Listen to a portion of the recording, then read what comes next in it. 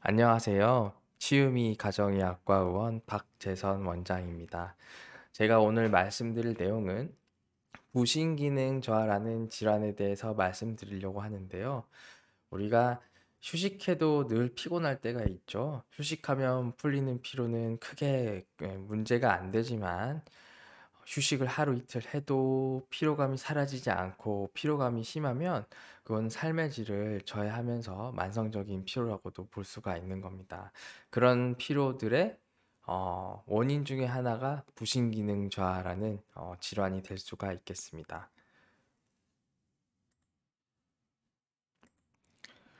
부신이 어떤 기관일까요? 부신은 우리 신장 위에 있는 꼬깔콘 모양의 기관인데요. 굉장히 작은 기관이기는 한데 근데 여기에 문제가 생기면 몸에 큰 무리가 있을 수가 있겠죠. 왜냐하면 부신은 여러 가지 호르몬들을 만들어내는 기관이기 때문에 그렇습니다. 특히 코티솔이라는 호르몬이 가장 큰 문제가 될 수가 있는데요. 피로 측면에서는. 그래서 이런 코티솔이 부신에서 나오기 때문에 코티솔이 우리 몸에 모자라질 때 부신 기능 저하가 있다. 이렇게 얘기도 할 수 있는 거고요.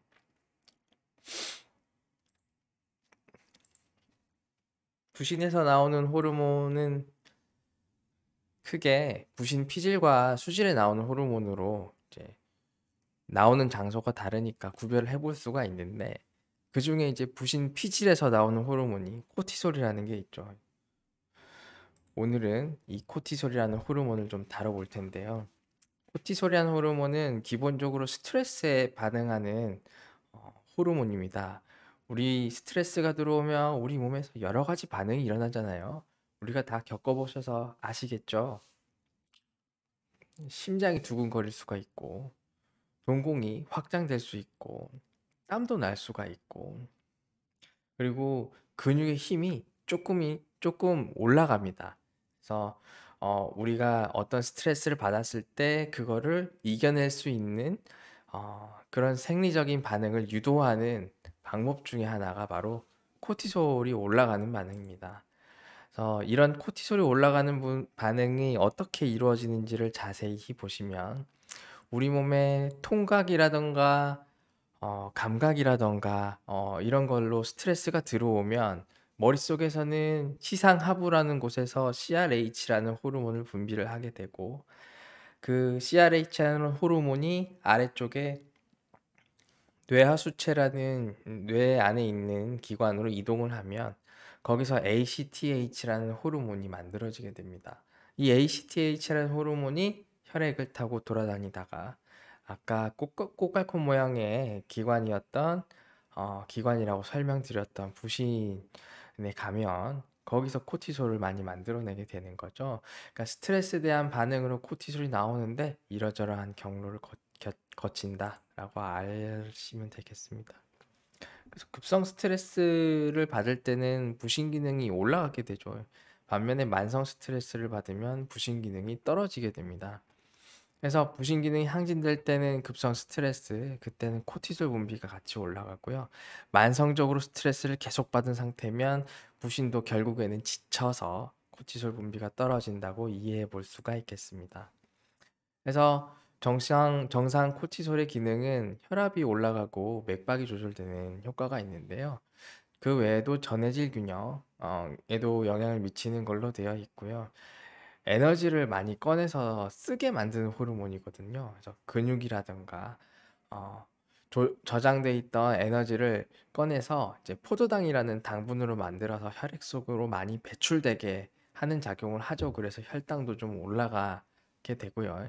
그 이외에도 천연 스테로이드 호르몬 역할을 하기 때문에 염증을 줄이는 역할을 하거든요. 이 스테로이드가.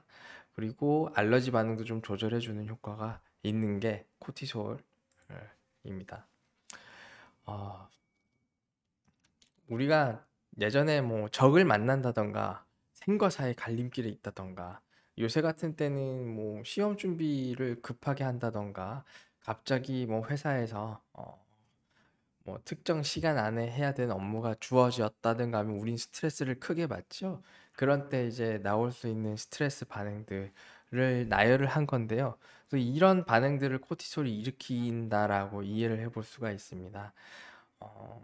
동공은 확장되고 심장이 벌렁벌렁거리고 그리고 호흡수가 이제 높아지고 거칠어집니다. 간에서는 에너지를 좀 써야 되는 상황이기 때문에 당을 더 많이 만들고요. 근육에서도 당이 나오게 됐고 어, 그리고 꼭 생존에 필요하지 않은 기관들은 억제를 하거든요. 대표적인 게 위장으로 가는 어, 혈류를 좀 줄이는 건데요. 그리고 위장 운동도 좀 떨어지게 하고 이런 것들이 스트레스 호르몬들이 하는 역할이라 보시면 되겠습니다. 우리 이런 코티솔이 많이 자주 분비되면 어떤 상황이 벌어질까요? 근육에 있는 어, 당을 많이 꺼내서 쓰게 되는데 그런 일들이 계속 벌어지다 보면 근육량이 떨어지게 되고 오히려 지방이 상대적으로 증가되게 됩니다. 뼈의 에너지 대사도 활발하게 만들어 버리는데요. 그러면 결론적으로는 뼈가 약해질 수가 있습니다. 그리고 면역력이 떨어질 수가 있고 혈당을 지속적으로 올리는 효과가 있기 때문에 비만, 당뇨, 고혈압 위험이 증가할 수가 있고 만성 피로를 많이 느낄 수가 있고요. 그리고 코티솔이 많이 분비되면 그거 자체로 우울 경향이 증가하고 수면 장애가 올 수 있는데요. 그 전에 설명드렸던 슬라이드 잠깐 보시면 이 CRH라는 호르몬이 뇌에 있는 다른 곳으로 가서 결국은 세로토닌이라는 좋은 뇌 호르몬을 떨어뜨리는 걸로 돼 있거든요. 세로토닌은 행복 호르몬이라고도 알려져 있는데 그게 떨어지면 우울감, 불안감, 그리고 통증이 전반적으로 증가하는 걸로 되어 있습니다. 수면의 질도 떨어뜨릴 수가 있는 거고요. 그리고 난소에도 작용을 해서 생리불순을 일으킬 수가 있고 코티솔이 자주 분비되면 코티솔이 높아지면 좀 달달한 음식이 좀 끌리는 경향이 생깁니다. 반면에 코티솔이 적게 분비되면 전신적인 쇠약감, 무력증이 올 수 있고 피로로도 볼 수 있는 거죠. 그러니까 코티솔이 올라가도 피곤할 수 있고 내려도 피곤할 수 있다. 그래서 검사가 꼭 필수겠죠. 그 외에도 위장 운동에 영향을 미쳐서 오심, 구토, 식욕 변화로 인해서 또 체중이 감소될 수가 있고요. 그 외에도 혈압을 이제 올리는 역할을 하고 혈당을 올리는 역할을 하는 호르몬이기 때문에 반대로 적게 분비되면 저혈압, 저혈당, 그리고 탈모, 전신의 색소 과다 침착도 일어날 수가 있습니다. 코티솔이 적게 분비되면 뭐 혈압이 좀 떨어질 수가 있기 때문에 오히려 그걸 보상하기 위해서 음식을 짜게 먹는 경향이 생기기도 합니다. 이런 부신기능 저하를 진단하려면 혈액으로 코티솔 및 관련된 호르몬들을 검사하는 방법 혹은 타액, 침으로도 이제 가능합니다. 그래서 이런 것들을 해보면 코티솔이 어떻게 되어 있는지를 알 수가 있겠죠. 그래서 만성 스트레스 상태인지 급성 스트레스 상태인지도 이제 알려줄 수 있는 거고요. 그 외에 자율신경계 검사에서 이상 반응이 이제 동반되는 경우들이 많기 때문에 같이 검사를 또 해볼 수가 있습니다. 그 이외에 내가 너무 많이 피곤해. 그리고 피로가 너무 오래가고 안 풀려. 이런 거에 대한 원인을 보는 검사들이 또 여러 가지가 있는데 만성 피로를 일으킬 수 있는 원인이 부신기능 저하만 있는 게 아니기 때문에 꼭 다른 원인을 감별해 줘야 되거든요. 예를 들면 뇌 뇌 내에 이제 신경 전달 물질의 불균형이라던가 장내 미생물 불균형이 같이 동반되는 경우도 있고 부신 기능 저하가 없는데 다른 게 나타나는 경우들도 있거든요. 그래서 소변 유기산 같은 검사들을 시행을 하게 됩니다. 이런 부신 기능 저하는 어떻게 해결을 할 수가 있을까요? 개인적 차원에서는 스트레스가 원인이니까 그거를 조절해 볼 수가 있겠죠. 이런 스트레스를 조절할 수 있는 가장 보편적이고도 쉬운 방법이 바로 유산소 운동입니다. 유산소 운동을 하시면 수면의 질도 올라가고 스트레스도 어느 정도 낮춰줄 수 있거든요. 그래서 적당한 강도의 본인에게 맞는 유산소 운동을 하셔야 되는데 중요한 포인트는 이 적당한 강도를 찾아내는 거거든요. 다음날 더 피로가 심해진다면 그게 본인한테는 맞지 않는 강도의 운동이므로 운동 강도를 줄여서 해야 됩니다. 그거를 기억하시는 게 좋을 것 같습니다. 그래서 부신기능 저하증, 요약하자면 부신기능, 특히 코티솔 호르몬이 떨어질 때 만성 피로라든지 여러 가지를 일으킬 수 있다 아시면 되고요. 감별이 매우 중요하다는 거 강조드리는데요.